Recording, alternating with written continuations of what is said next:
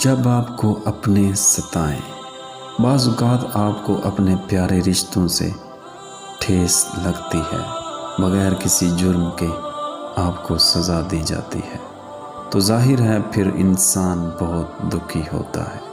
تکلیف دینا، حق تلفی کرنا بغیر وجہ کے، صرف اپنی خاطر دوسروں سے قطع رحمی، لا تعلقی کرنا، یہ ایسی تکلیف ہے بعض اوقات متاثرہ شخص پاگل خانے یا پھر ڈپریشن میں چلا جاتا ہے اور دوائی اس کا مقدر بنا دی جاتی ہے۔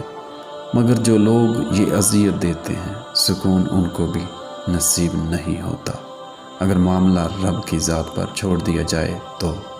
لیکن ایسی حالت میں اگر سچا انسان مضبوط رہے، خاموش ہو جائے اور اللہ کی ذات سے رجوع کرے تو حیرت انگیز نتائج سامنے آتے ہیں۔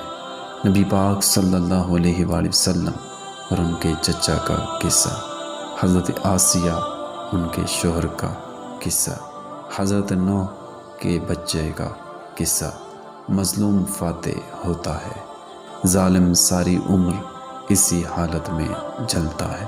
اسی طرح اگر ہم مشکلات کے وقت نفل پڑھنا شروع کر دیں اور کثرت سے استغفار کی تسبیحات پڑھنا شروع کر دیں تو معاملہ ہی مزہ دے گا۔